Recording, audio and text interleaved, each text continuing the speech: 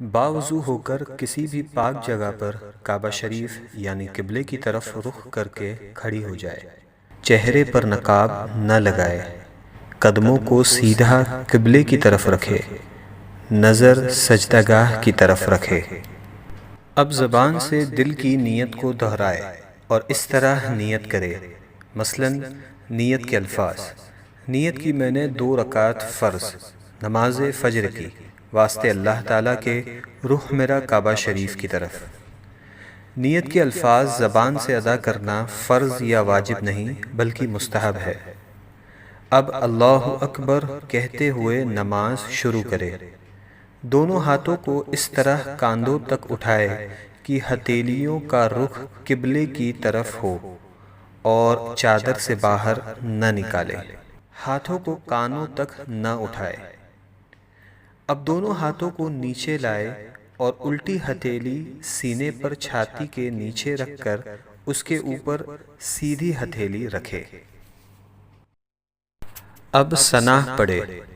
ثنا پڑھنا سنت ہے۔ ثنا کے بعد تعوذ اور تسمیہ یعنی اعوذ باللہ من الشیطان الرجیم بسم اللہ الرحمن الرحیم پڑھے۔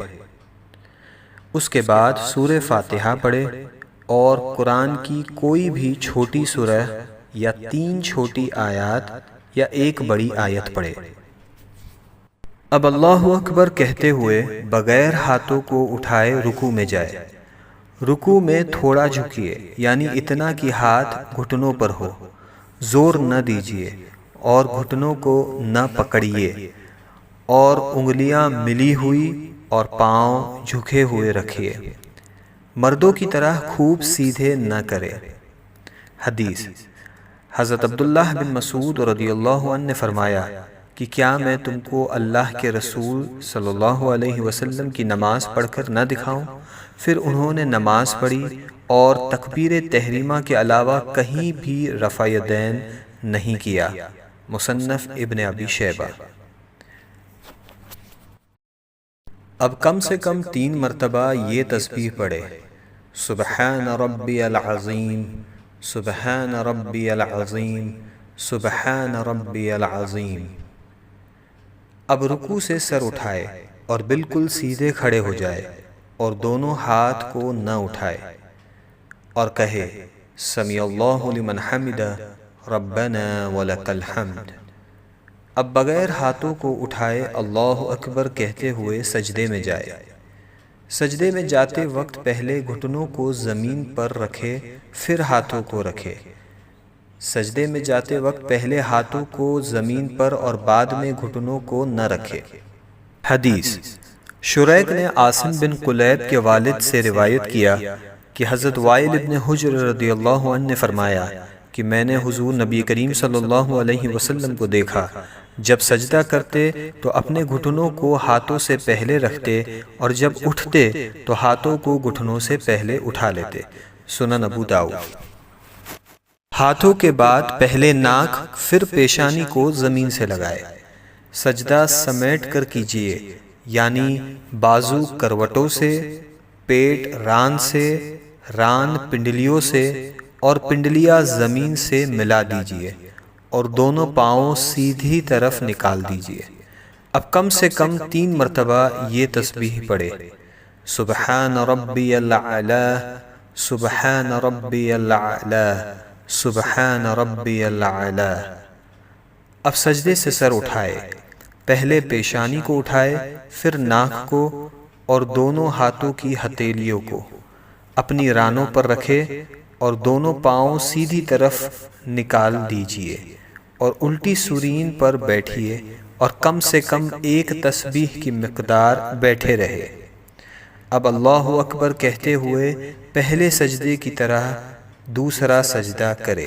اب اللہ اکبر کہتے ہوئے سجدے سے سر اس طرح اٹھائے کہ پہلے پیشانی پھر ناک، اس کے بعد ہاتھوں کو اٹھائے اور آخر میں گھٹنوں کو اٹھائے اور ہاتھوں کو گھٹنوں پر رکھ کر پنجوں کے بل دوسری رکعت کے لیے کھڑی ہو جائے۔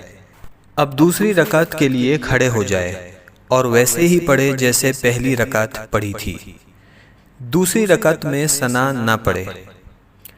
اب دوسری رکعت مکمل کرے جیسے پہلی رکعت ادا کی تھی، اور دونوں سجدوں کے بعد اس طرح بیٹھ جائے کہ دونوں پاؤں سیدھی طرف نکالے اور الٹی سورین پر بیٹھے۔ دوسری رکعت میں بیٹھنے کو قعدہ کہتے ہیں۔ جب قعدہ میں بیٹھے تو دونوں ہاتھوں کے پنجوں کو ران پر رکھے۔ اب پوری التحیات پڑھے، اور جب اشہد ان لا الہ کہے تو اپنی انگلیوں سے مٹھی بنا لے اور کلمے کی انگلی سے اس طرح اشارہ کرے، اور جب الا اللہ پر پہنچے تو کلمے کی انگلی کو گرا دے اور پنجے کو کھول دے، اور جیسے ہاتھوں کی پہلی حالت تھی اسی حالت میں رکھے، یعنی ہتھیلی کو ران پر کھول کر رکھ دے، اور وَأَشْهَدُ أَنَّ مُحَمَّدًا عَبْدُهُ وَرَسُولُهُ پڑھے۔ اب درود ابراہیم پڑھے اور اس کے بعد دعائے معصورہ پڑھے، اور پہلے دائیں اور پھر بائیں طرف چہرے کو پھیر کر سلام کرے اور اس طرح کہے: السلام علیکم ورحمۃ اللہ، السلام علیکم ورحمۃ اللہ، اور نماز کو مکمل کرے۔ اگر 4 رکعت کی نماز کی نیت کی ہو تو التحیات پڑھ کر تیسری رکعت کے لیے کھڑے ہو جائے۔